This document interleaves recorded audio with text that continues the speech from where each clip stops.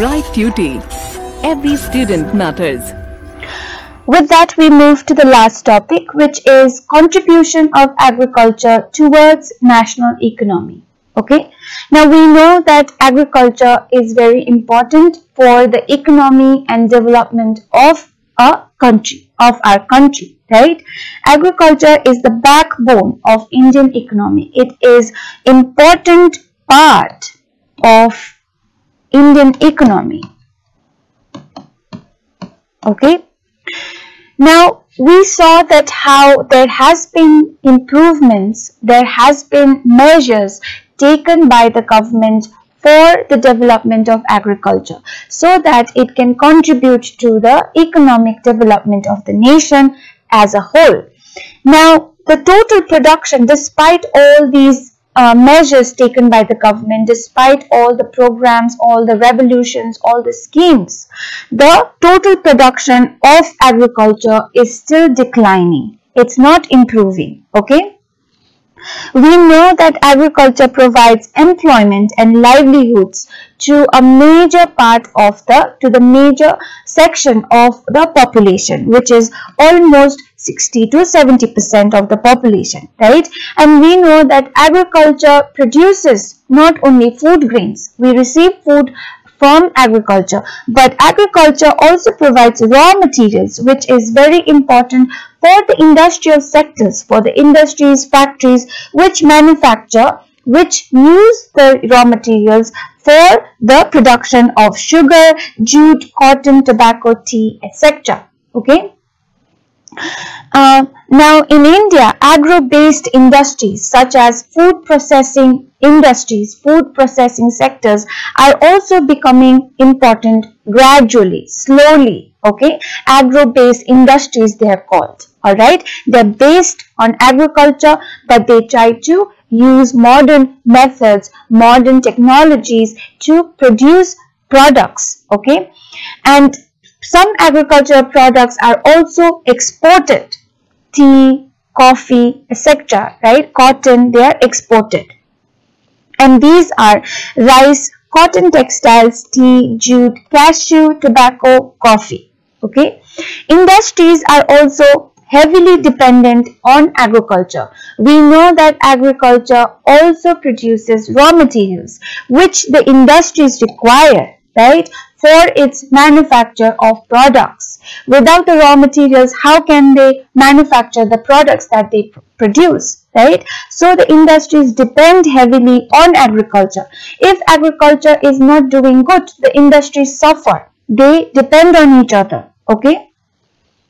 And industries also manufacture certain products which are used by agriculture, which are used by the farmers in cultivating crops. Like for example, irrigation pumps, fertilizers, insecticides, pesticides, plastics, PVC pipes, machines, tools, etc. These are used by the farmers in their farming, in the cultivation of the crops, right? And that is produced by the industries. The industries produce machines which are used for cultivation.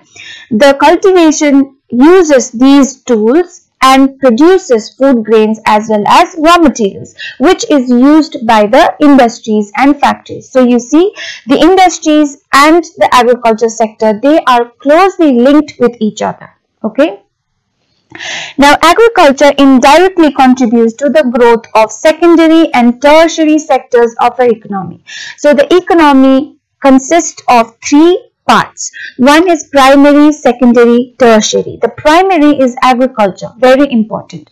But the secondary and tertiary are also equally important. But the secondary and tertiary, they depend heavily on agriculture. Okay. So, the secondary, it includes factories, industries, manufacturing sectors. The tertiary includes banking services, insurance, all that, transportation. Now these two, secondary and tertiary, they depend on agriculture. If agriculture does not do well, they suffer. Okay. So there has been some developments which has helped in making sure that agricultural productivity increases, that there is growth in and development in the agriculture sector. We saw that how the government is doing its best to make sure that there is growth in the agriculture sector. Okay, now let's see some of the developments. There has been introduction of high yielding varieties of crops. They are called HYV, high yielding varieties. Okay, this was introduced in the mid 1960s, and investments were also made in agriculture so that agriculture does well. The expansion of credit was done so that people can take more credit for investing the money in agriculture. Okay, marketing and processing facilities of the agricultural products or crops were also done. Okay, now all these steps and measures taken over the years, it raised agricultural productivity substantially. Okay, and it also raised the productivity of food grain and its supply to the market. Okay, that also increased. Apart from these steps, various revolutions also took place, like Green Revolution, White Revolution, which we saw in the section before this. Right?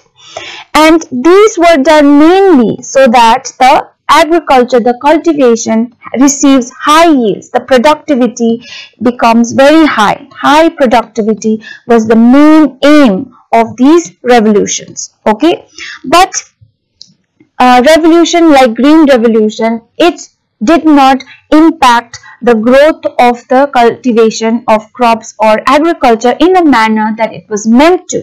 It had many problems. It caused many problems. The Green Revolution triggered the vanishing of biodiversity. The biodiversity declined. It made drying of aquifers in some areas. It led to land degradation because of overuse of chemicals and fertilizer, which exploited the soil, the fertility of it, and hence the land degraded, the quality of it declined. Okay.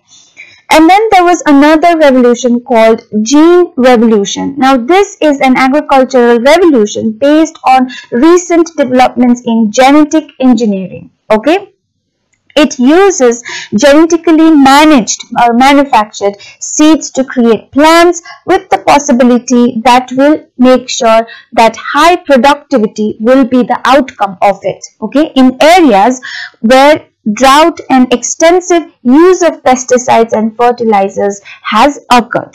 Okay, so in areas where the cultivation is not doing so well, then this Green Revolution would be applied. Okay, now apart from this, some economists are of the idea or of the opinion that Indian farmers must diversify their cropping pattern. The government has introduced many policies, schemes, programs for the growth of cultivation. There has been other revolutions, there has been many steps taken for the development of agriculture. Now, economists have also given their viewpoints as to how the agriculture sector can be improved and developed even further. And they have said that the farmers in India should diversify their cropping pattern. They should cultivate more crops or cultivate some crops to a less extent. Okay, let's see how. They say, or they are of the opinion that switching over to the cultivation of high value crops such as fruits, vegetables, flowers, medicinal herbs and biodiesel crops such as jatropha and jojoba, they require less irrigation and they provide high yields. So they said that the farmers now should grow high value crops like fruits, vegetables, flowers. Why? Because they need less water and they also give very high productivity. Okay, and this would increase the income of the farmers. If you have high productivity, that would increase the income of the farmers, and that will then reduce environmental damage and degradation of land. Okay, they are also of the opinion, they also say that land that we have is very limited, but the population, but the people are increasing. Okay, So the land must be used very wisely, and because one of the ways to use it wisely is to make sure that value crops are cultivated, because that will bring prosperity to the farmers and then to the nation. Okay, and if the land is utilized to grow high value crops instead of cereals, then India would have to import food. That is also another point. Okay, now the economists are saying that the farmers should grow high value crops which will give high yield and also not damage the environment.